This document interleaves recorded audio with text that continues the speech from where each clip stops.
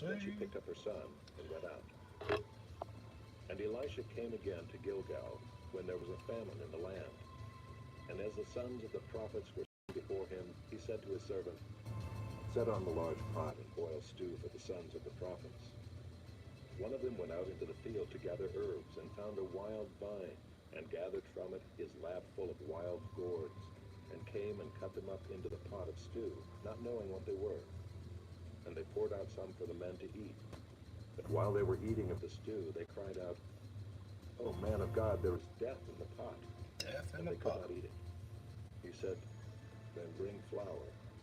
And he threw it into the pot and said, "Pour some out for the men that they may eat." And there was no harm in the pot. A man came from Baal Shalishah, bringing the man of God bread of the first fruits, Death 20 loaves of in barley the and pot. fresh ears of grain in his sack. And Elisha said, "Give to the men that they may eat." But his servant said, "How can I set this before 100 men?" So he repeated, "Give them to the men that they may eat. For thus says the Lord, they shall eat and have some left." So he set it before them, and they ate and had some left, according to the word of the Lord.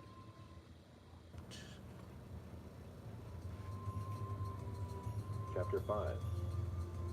Naaman, commander of the army of the king of Syria, was a great man with his master and in high favor, because by him the Lord had given victory to Syria. He was a mighty man of valor, but he was a leper. Now the Syrians on one of their raids had a little girl from the land of Israel, and she worked in the service of Naaman's wife. She said to her mistress, "Would that my lord were with the prophet who is in Samaria. He would cure him of his leprosy."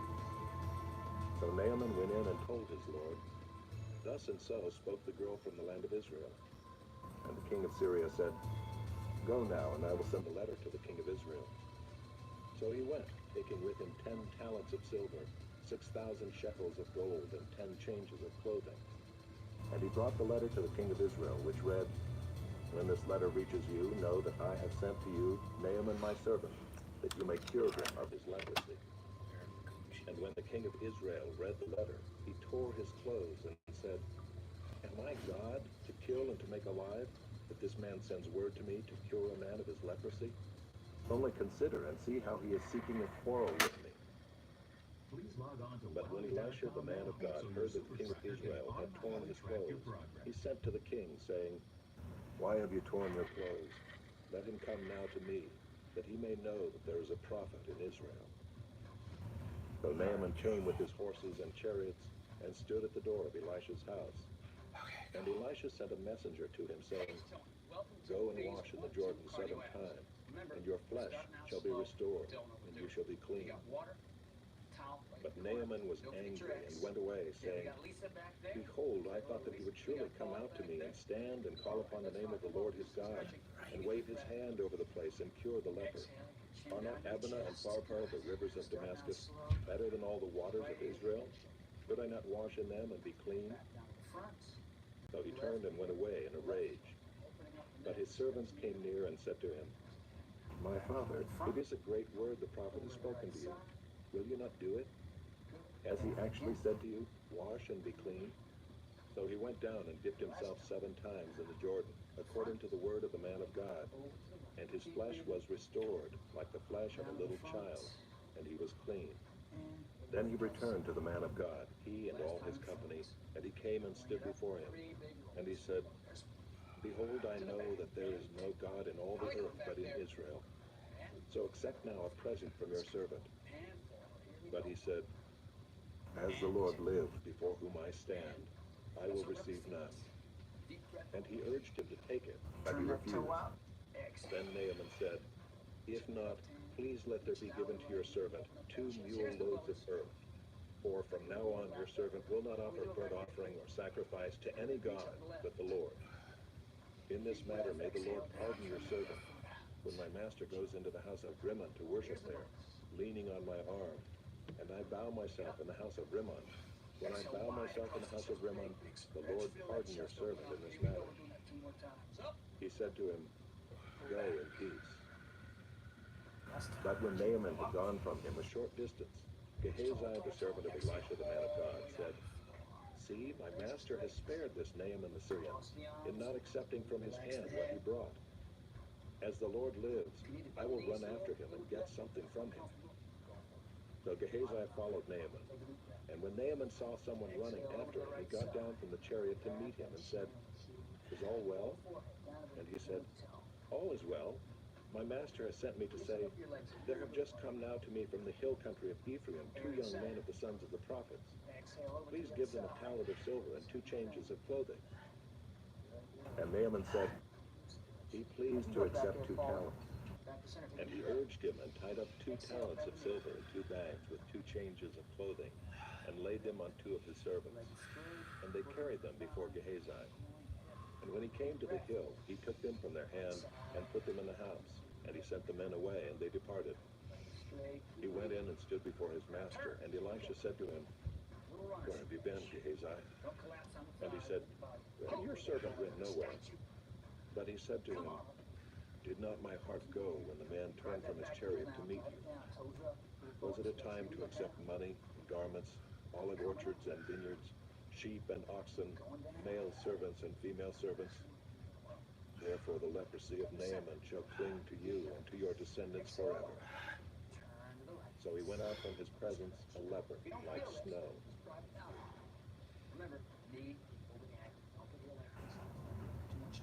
Chapter 6. Now the sons of the prophet said to Elisha, "See, the place where we dwell under your charge is too small for us. Let us go to the Jordan, and each of us get there a log, and let us make a place for us to dwell there." And he answered, "Go." Then one of them said, "Be pleased to go with your servants." And he answered, "I will go." So he went with them. And when they came to the Jordan, they cut down trees. But as one was felling a log, his axe head fell into the water, and he cried out, "Alas, my master, it was borrowed." Then the man of God said, "Where did it fall?" When he showed him the place, he cut off a stick and threw it in there and made the iron float. And he said, "Take it up." So he reached out his hand and took it. Once when the king of Syria was warring against Israel, he took counsel with his servants, saying, "At such and such a place shall be my camp." But the man of God sent word to the king of Israel, "Beware that you do not pass this place, for the Syrians are going down there." And the king of Israel sent to the place about which the man of God told him. Thus he used to warn him, so that he saved himself there more than once or twice. And the mind of the king of Syria was greatly troubled because of this thing. And he called his servants and said to them, "Will you not show me who of us is for the king of Israel?" And one of his servants said, "None, my lord, O king, but Elisha the prophet who is in Israel tells the king of Israel the words that you speak in your bedroom." And he said, "Go and see where he is, that I may send and seize him." It was told him, "Behold, he is in Dothan." So he sent their horses and chariots and a great army, and they came by night and surrounded the city. When the servant of the man of God rose early in the morning and went out, behold, an army with horses and chariots was all around the city. And the servant said, "Alas, my master, what shall we do?" He said, "Do not be afraid, for those who are with us are more than those who are with them." Then Elisha prayed and said, "O Lord, please open his eyes, that he may see."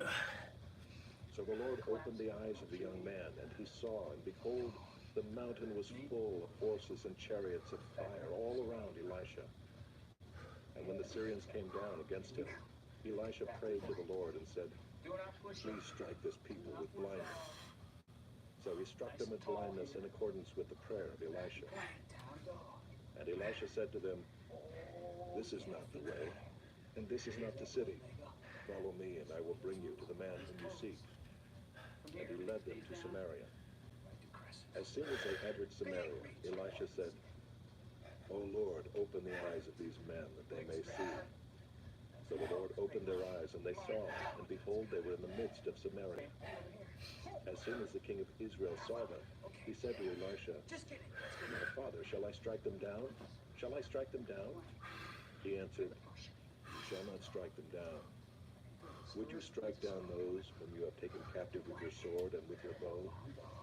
set bread and water before them, that they may eat and drink and go to their master. So he prepared for them a great feast, and when they had eaten and drunk, he sent them away, and they went to their master. And the Syrians did not come again on raids into the land of Israel. Afterward, Ben-Hadad, king of Syria, mustered his entire army and went out and besieged Samaria.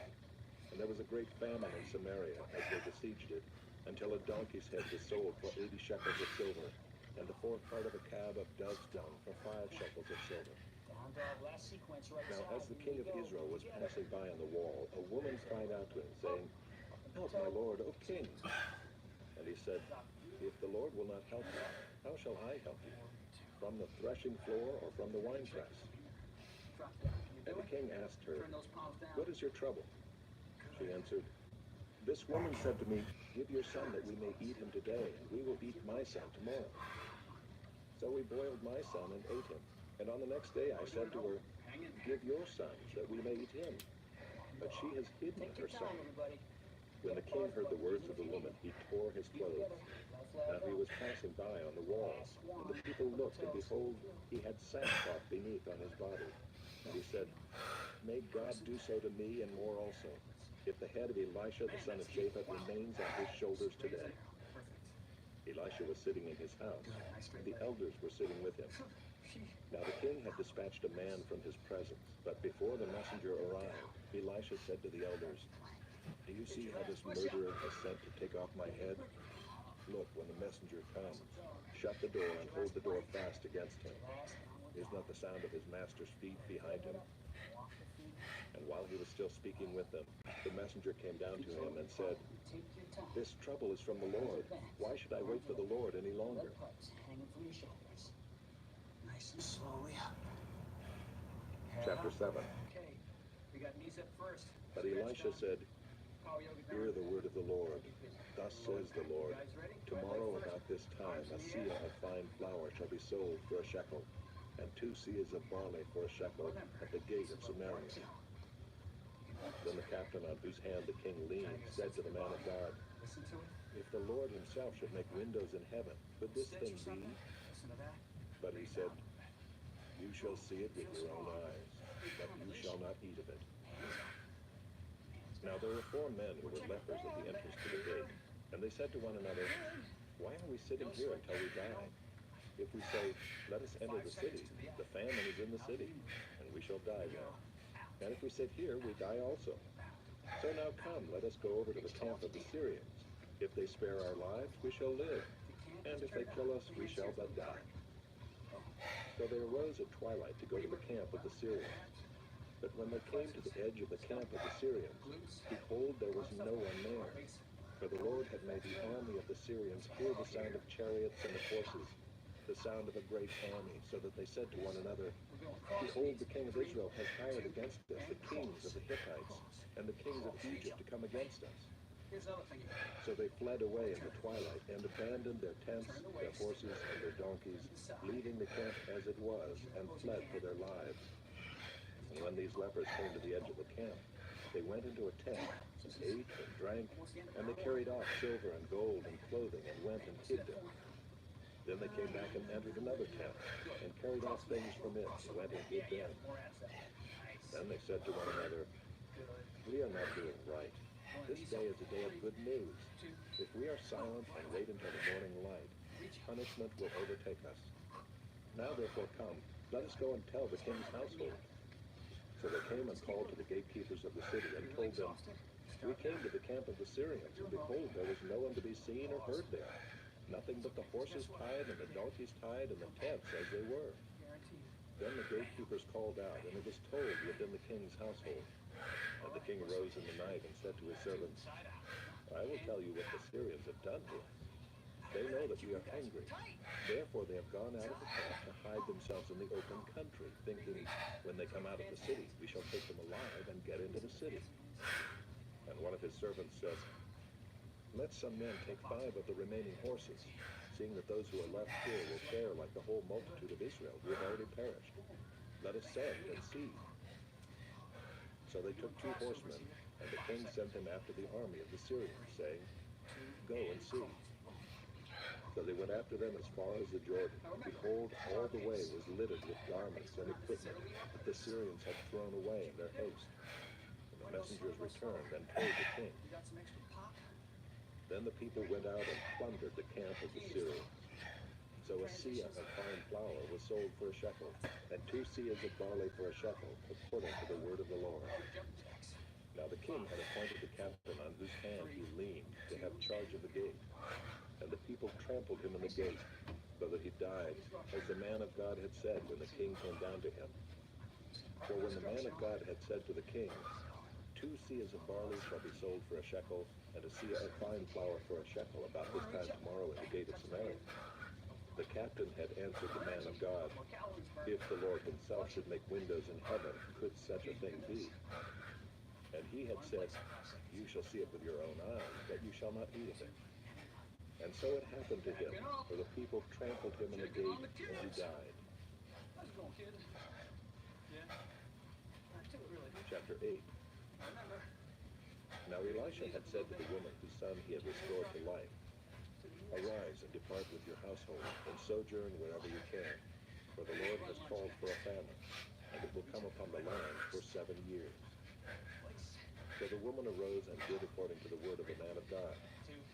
She went with her household, and sojourned in the land of the Philistines 7 years. At the end of the 7 years, when the woman returned from the land of the Philistines, she went to appeal to the king for her house and her land. Now the king was talking with Gehazi, the servant of the man of God, saying, tell me all the great things that Elisha has done. And while he was telling the king how Elisha had restored the dead to life, behold, the woman whose son he had restored to life appealed to the king for her house and her land. And Gehazi said, my lord, O king, here is the woman, and here is her son, whom Elisha restored to life. And when the king asked the woman, she told him. So the king appointed an official for her, saying, restore all that was hers, together with all the produce of the fields, from the day that she left the land until now. Now Elisha came to Damascus. Then Hadad, the king of Syria, was sick.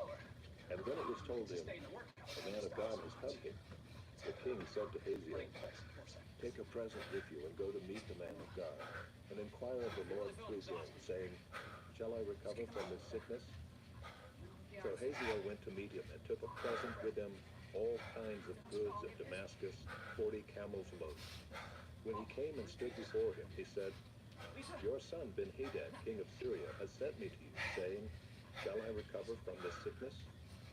And Elisha said to him, go, say to him, you shall certainly recover. But the Lord has shown me that he shall certainly die. And he fixed his gaze and stared at him until he was embarrassed. And the man of God wept. And Ahaziah said, why does my Lord weep? He answered, because I know the evil that you will do to the people of Israel. You will set on fire their fortresses, and you will kill their young men with the sword, and dash in pieces their little ones, and rip open their pregnant women. And Ahaziah said, what is your servant, who is but a dog, that he should do this great thing? Elisha answered, the Lord has shown me that you are to be king over Syria. Then he departed from Elisha and came to his master, who said to him, what did Elisha say to you? And he answered, he told me that you would certainly recover. But the next day he took the bedcloth and dipped it in water and spread it over his face till he died. And Ahaziah became king in his place. In the 5th year of Joram the son of Ahab, king of Israel, when Jehoshaphat was king of Judah, Joram the son of Jehoshaphat, king of Judah, began to reign. He was 32 years old when he became king, and he reigned 8 years in Jerusalem. And he walked in the way of the kings of Israel, as the house of Ahab had done, for the daughter of Ahab was his wife. And he did what was evil in the sight of the Lord. Yet the Lord was not willing to destroy Judah for the sake of David his servant, since he promised to give a lamp to him and to his sons forever. In his days Edom revolted from the rule of Judah, and set up a king of their own. Then Joram passed over to Zair with all his chariots, and rose by night, and he and his chariot commanders struck the Edomites who had surrounded him, but his army fled home. revolted from the rule of Judah to this day. Then Libnah revolted at the same time. Now the rest of the acts of Joram and all that he did, are they not written in the book of the Chronicles of the kings of Judah? So Joram slept with his fathers and was buried with his fathers in the city of David. And Ahaziah his son reigned in his place. In the 12th year of Joram the son of Ahab king of Israel, Ahaziah the son of Jehoram king of Judah began to reign. Ahaziah was 22 years old when he began to reign, and he reigned 1 year in Jerusalem. His mother's name was Athaliah. She was a granddaughter of Omri, king of Israel. He also walked in the way of the house of Ahab, and did what was evil in the sight of the Lord, as the house of Ahab had done, for he was son-in-law to the house of Ahab. He went with Joram the son of Ahab to make war against Hazael, king of Syria, at Ramoth Gilead. And the Syrians wounded Joram. And King Joram returned to be healed in Jezreel of the wounds that the Syrians had given him at Ramoth, when he fought against Hazael, king of Syria. And Ahaziah the son of Jehoram, king of Judah, went down to see Joram the son of Ahab in Jezreel, because he was sick. Chapter 9. Then Elisha the prophet called one of the sons of the prophets and said to him, Tie up your garments and take this flask of oil in your hand, and go to Ramoth Gilead. When you arrive, look there for Jehu the son of Jehoshaphat, son of Nimshi, and go in and have him rise from among his fellows, and lead him to an inner chamber. Then take the flask of oil and pour it on his head, and say, Thus says the Lord, I anoint you king over Israel. Then open the door and flee, do not linger. So the young man, the servant of the prophet, went to Ramoth Gilead. And when he came, behold, the commanders of the army were in council. And he said, I have a word for you, O commander. And Jehu said, To which of us all? And he said, To you, O commander. So he arose and went into the house, and the young man poured the oil on his head, saying to him, Thus says the Lord, the God of Israel, I anoint you king over the people of the Lord, over Israel. And you shall strike down the house of Ahab your master, so that I may avenge on Jezebel the blood of my servants the prophets, and the blood of all the servants of the Lord.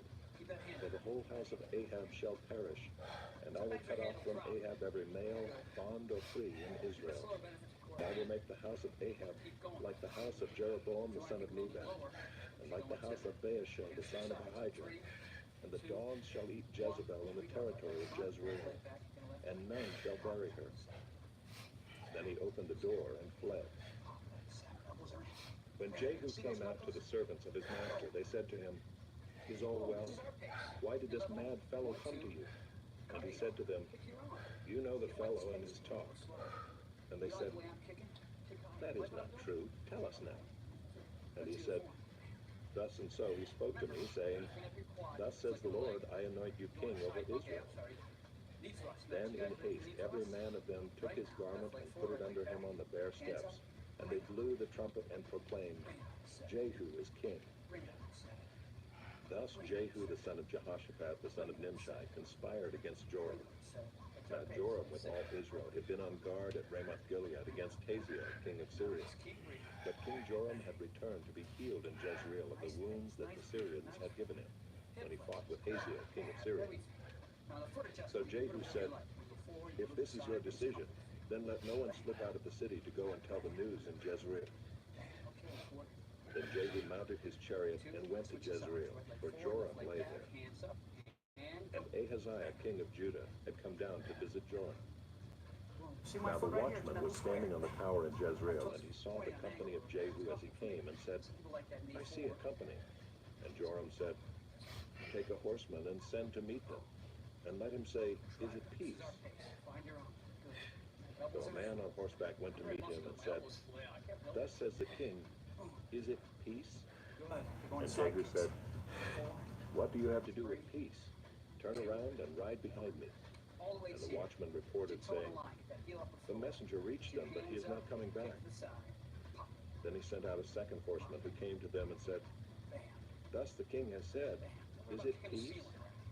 And Jehu answered, What do you have to do with peace? Turn around and ride behind me." Again the watchman reported, "He reached them, but he is not coming back. And the driving is like the driving of Jehu, the son of Nimshi, for he drives furiously." Joram said, "Make ready." And they made ready his chariot. Then Joram, king of Israel, and Ahaziah, king of Judah, set out, each in his chariot, and went to meet Jehu, and met him at the property of Naboth the Jezreelite. And when Joram saw Jehu, he said, "Is it peace, Jehu?" He answered, "What peace can there be, so long as the whorings and the sorceries of your mother Jezebel are so many?" Then Joram reined about and fled, saying to Ahaziah, "Treachery, O Ahaziah." And Jehu drew his bow with his full strength, and shot Joram between the shoulders, so that the arrow pierced his heart, and he sank in his chariot. Jehu said to Bidkar, his aide, "Take him up and throw him on the plot of ground belonging to Naboth the Jezreelite. For remember when you and I rode side by side behind Ahab his father, how the Lord made this pronouncement against him. As surely as I saw yesterday the blood of Naboth and the blood of his sons, declares the Lord, I will repay you on this plot of ground. Now therefore take him up and throw him on the plot of ground in accordance with the word of the Lord."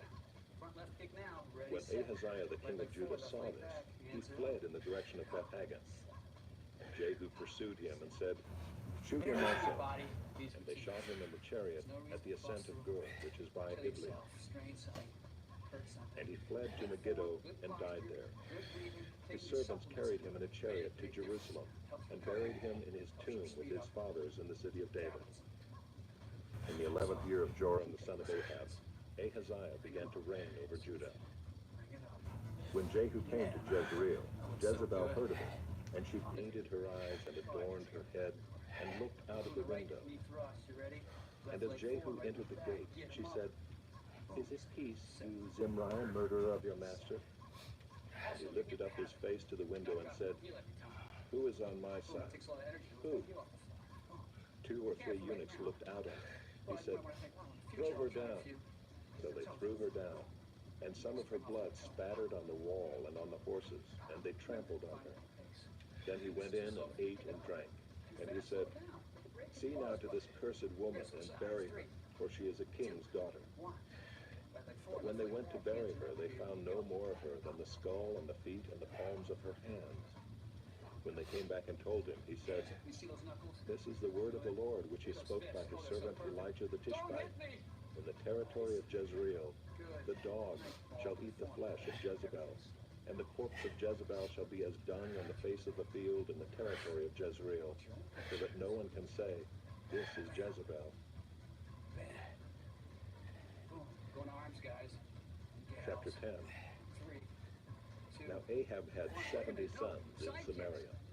So Jehu wrote letters and sent them to Samaria, to the rulers of the city, to the elders, and to the guardians of the sons of Ahab, saying, "Now then, as soon as this letter comes to you, seeing your master's sons are with you, and there are with you chariots and horses, fortified cities also, and weapons, select the best and fittest of your master's sons, and set him on his father's throne, and fight for your master's house."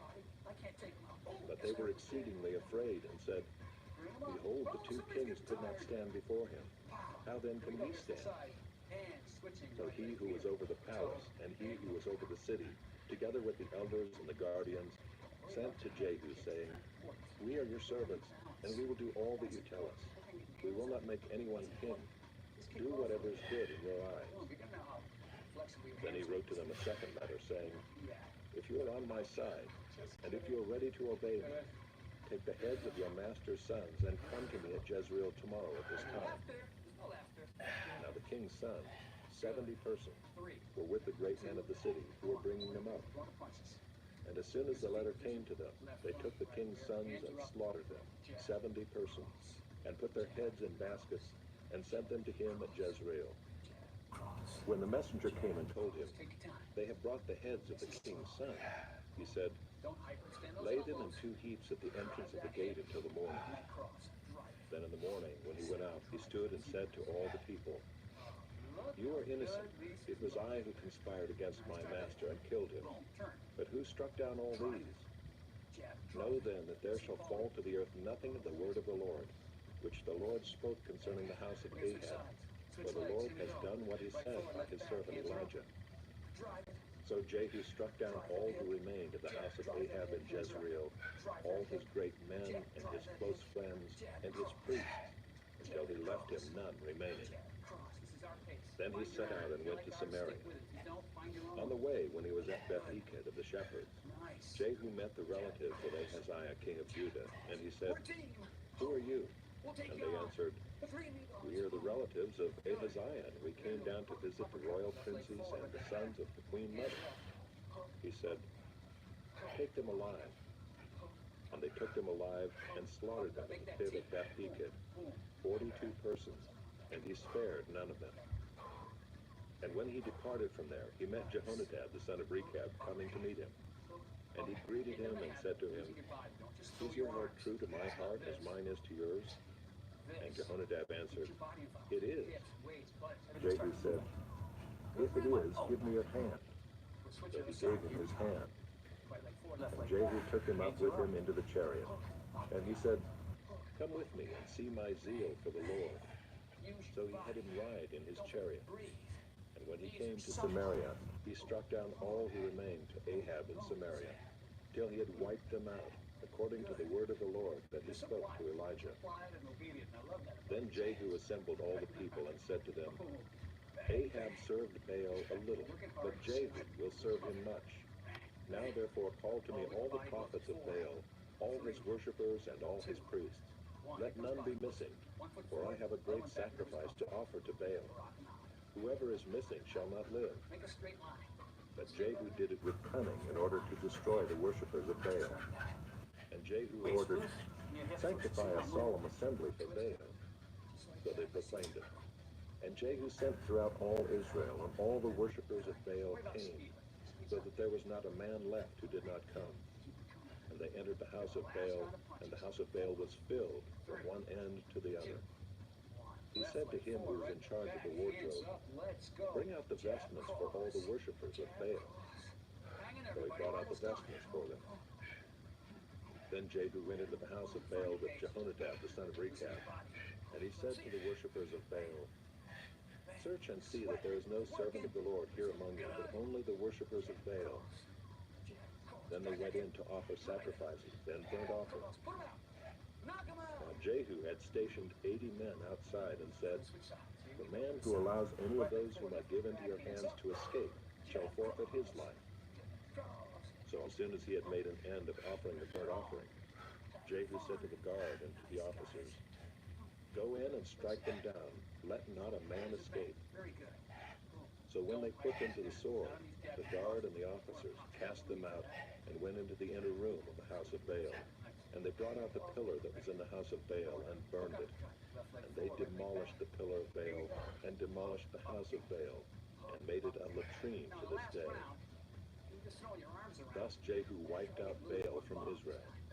But Jehu did not turn aside from the sins of Jeroboam the son of Nebat, which he made Israel to sin, that is, the golden calves that were in Bethel and in Dan. And the Lord said to Jehu, "Because you have done well in carrying out what is right in my eyes, and have done to the house of Ahab according to all that was in my heart, your sons of the 4th generation shall sit on the throne of Israel." But Jehu was not careful to walk in the law of the Lord, the God of Israel, with all his heart. He did not turn from the sins of Jeroboam, which he made Israel to sin. In those days the Lord began to cut off parts of Israel. Ahaziah defeated them throughout the territory of Israel, from the Jordan eastward, all the land of Gilead, the Gadites and the Reubenites and the Manassites, from Aroer, which is by the valley of the Arnon, that is, Gilead and Bashan. Now the rest of the acts of Jehu and all that he did, and all his might, are they not written in the book of the Chronicles of the kings of Israel? So Jehu slept with his fathers, and they buried him in Samaria. And Jehoahaz, his son, reigned in his place. The time that Jehu reigned over Israel in Samaria was 28 years. What do you got, please? Hit it, hurt me. Ow. Oh, hurt me, man. Chapter 11.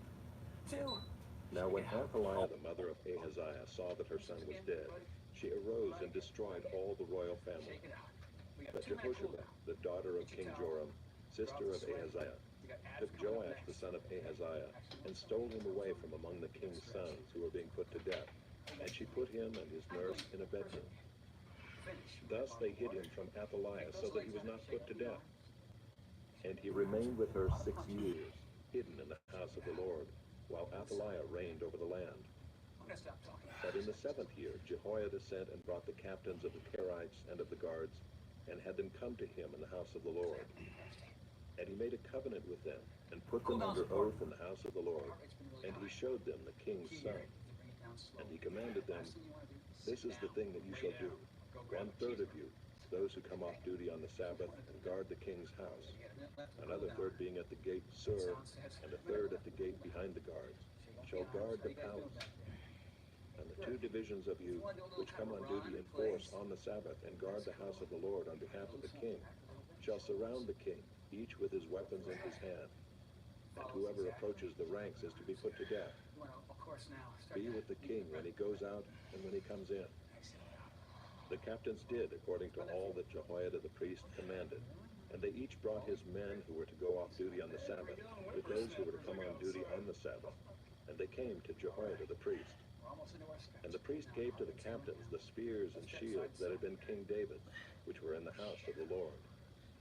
And the guards stood, every man with his weapons in his hand, from the south side of the house to the north side of the house, around the altar and the house on behalf of the king. Then he brought out the king's son, and put the crown on him, and gave him the testimony. And they proclaimed him king, and anointed him. And they clapped their hands, and said, "Long live the king." When Athaliah heard the noise of the guard and of the people, she went into the house of the Lord to the people. And when she looked, there was the king standing by the pillar, according to the custom, and the captains and the trumpeters beside the king, and all the people of the land rejoicing and blowing trumpets. And Athaliah tore her clothes and cried, "Treason! Treason!" Then Jehoiada the priest commanded the captains who were set over the army, "Bring her out between the ranks, and put to death with the sword anyone who follows her." For the priest said, "Let her not be put to death in the house of the Lord." So they laid hands on her, and she went through the horses' entrance to the king's house, and there she was put to death. And Jehoiada made a covenant between the Lord and the king and people, that they should be the Lord's people, and also between the king and the people. Then all the people of the land went to the house of Baal and tore it down. His altars and his images they broke in pieces, and they killed Mattan, the priest of Baal, before the altars. And the priest posted watchmen over the house of the Lord. And he took the captains, the Kerites, the guards, and all the people of the land, and they brought the king down from the house of the Lord, marching through the gate of the guards to the king's house. And he took his seat on the throne of the king. So all the people of the land rejoiced, and the city was quiet after Athaliah had been put to death with the sword at the king's house. Jehoash was 7 years old when he began to reign. Where's my chair? I'll mine a chair. Oh, there. Chapter 12. I'm shaking. In the 7th year of Jehu, Jehoash began to reign, and he reigned 40 years in Jerusalem. One side. His mother's name was Zibiah of Beersheba. And Jehoash did what was right in the eyes of the Lord all his days, because Jehoiada the priest instructed him. Nevertheless, the high places were not taken away. The people continued to sacrifice and make offerings on the high places. You guys ready? Okay. Jehoash said to the priests, Get in a position. "All Everybody's the ready. money of the holy things that is brought into the house of the Lord, the money for which each man is assessed, the money from the assessment of persons, and the money that a man's heart prompts him to bring into the house of the Lord, let the priests take, each from his donor, and let them repair the house wherever any need of repairs is discovered." Thumb support the neck. But by the 23rd year of King Jehoash, the priests had made no repairs on the house. 10 times. You guys ready? Therefore King Jehoash summoned Jehoiada the priest and the other priests, and said to them, "Why are you not repairing the house? Now therefore take no more money from your donors, but hand it over for the repair of the house." 9 and So the priests agreed that they should take no more money from the people, and that they should not repair the house. Then Jehoiada the priest took a chest and bored a hole in the lid of it, and set it beside the altar on the right side as one entered the house of the Lord. And the priests who guarded the threshold put in it all the money that was brought into the house of the Lord. And whenever they saw that there was much money in the chest, the king's secretary and the high priest came up, and they bagged and counted the money that was found in the house of the Lord. Then they would give the money that was weighed out into the hands of the workmen who had the oversight of the house of the Lord. And they paid it out to the carpenters and the builders who worked on the house of the Lord, and to the masons and the stone cutters, as well as to buy timber and quarried stone for making repairs on the house of the Lord, and for any outlay for the repairs of the house. But there were not made for the house of the Lord basins of silver, snuffers, bowls, trumpets, or any vessels of gold or of silver from the money that was brought into the house of the Lord, for that was given to the workmen who were repairing the house of the Lord with it. And they did not ask for an accounting from the men into whose hand they delivered the money to pay out to the workmen, for they dealt honestly. The money from the guilt offerings and the money from the sin offerings was not brought into the house of the Lord. It belonged to the priest. At that time, Hazael, king of Syria, went up and fought against Gath and took it. But when Hazael set his face to go up against Jerusalem, Joash, king of Judah, took all the sacred gifts that Jehoshaphat and Jehoram and Ahaziah, his fathers, the kings of Judah, had dedicated, and his own sacred gifts, and all the gold that was found in the treasuries of the house of the Lord and of the king's house, and sent these to Hazael, king of Syria. Then Hazael went away from Jerusalem. Now the rest of the acts of Joash and all that he did, are they not written in the book of the Chronicles of the kings of Judah? His servants arose and made a conspiracy, and struck down Joash in the house of Millo, on the way that goes down to Silla. It was Jozacar the son of Shimeah, and Jehozabad the son of Shomer, his servants, who struck him down so that he died. And they buried him with his fathers in the city of David, and Amaziah his son reigned in his place. Chapter 13. In the 23rd year of Joash, the son of Ahaziah, king of Judah, Jehoahaz, the son of Jehu, began to reign over Israel and Samaria, and he reigned 17 years. He did what was evil in the sight of the Lord, and followed the sins of Jeroboam, the son of Nebat, which he made Israel to sin. He did not depart from them. And the anger of the Lord was kindled against Israel, and he gave them continually into the hand of Hazael, king of Syria, and into the hand of Ben-Hadad, the son of Hazael. Then Jehoahaz sought the favor of the Lord, and the Lord listened to him, for he saw the oppression of Israel, how the king of Syria oppressed them. Therefore the Lord gave Israel a savior, so that they escaped from the hand of Assyria, and the people of Israel lived in their homes as formerly. Nevertheless, they did not depart from the sins of the house of Jeroboam, which he made Israel to sin, but walked in them. And the Asherah also remained in Samaria. For there was not left to Jehoahaz an army of more than 50 horsemen and 10 chariots and 10,000 footmen. For the king of Syria had destroyed them and made them like the dust at threshing. Now the rest of the acts of Jehoahaz and all that he did, and his might, are they not written in the book of the Chronicles of the kings of Israel? So Jehoahaz slept with his fathers, and they buried him in Samaria. And Joash his son reigned in his place.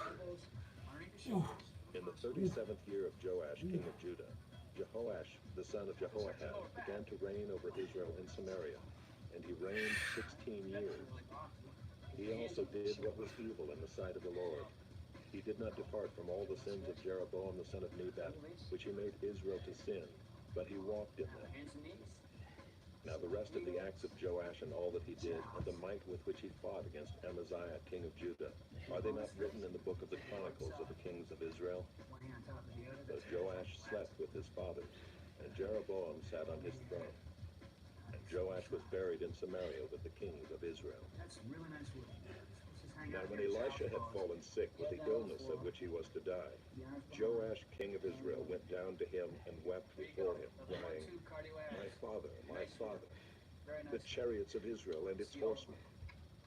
And Elisha said to him, "Take a bow and arrows."